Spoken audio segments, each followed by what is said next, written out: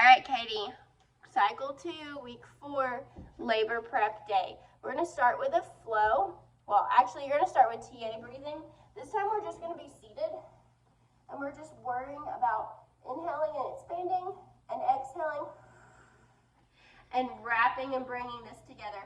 If you've seen those TikToks where the people like pull the stopper out of the pregnant lady's belly, that's essentially what we're doing, like a real slow and controlled big inhale, expansive, and then exhale and wrap and pull together.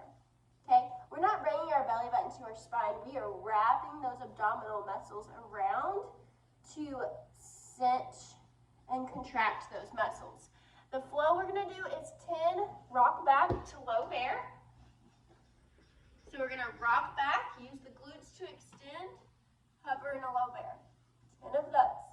Next, we're gonna do 3 of this complex where we hover, shift your weight to your right leg, hover, shift your weight to your left leg, hover.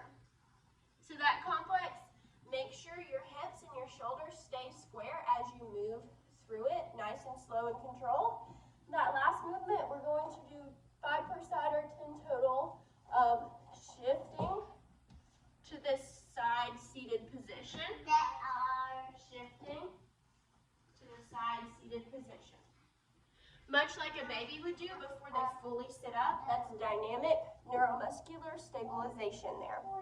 Our superset 1 is hip airplanes and crab walk. 5 hip airplanes, hey Tucker, it's my turn. 5 hip airplanes and 20 crab walks for 2 rounds. Hip airplanes traditionally are an airplane, hinge, open, close, and back to normal. I can't balance all the way for that. I'm thinking the belly's not gonna allow you to balance all the way for that, so that pole in your basement would be awesome. You're gonna hold on to it, hinge, open, close, return. Now, if you experience any pubic symphysis pain, just decreasing the range of motion, so not coming all the way here, but to here instead, before you open, can help you out there. Crab walk. Our goal is to get to here before we walk, but if you can only get to here and walk, that's still some good activation. Next superset is bear crawl and Turkish get up starts. On the bear crawl, 20 reps total. Hover the knees, square hips and shoulders. If your hips get shifty, no shame in moving to a traditional baby crawl.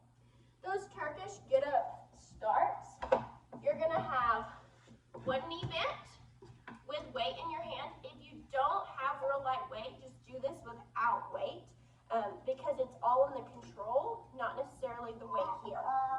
You're gonna use this hand for stability, this foot for stability, as you lean that weight or that hand over the midline of your body and return back down.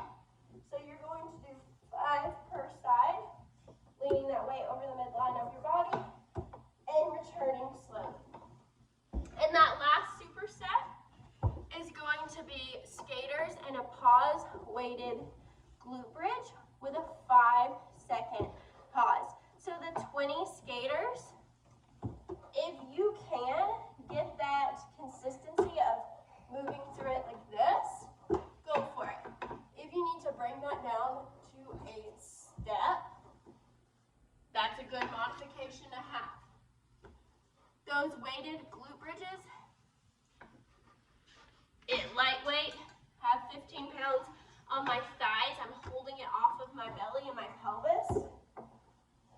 I'm going to extend up, hold for 5 seconds before I lower back down. So you have 20 of those skaters into 10 of those glute bridges for 2 rounds.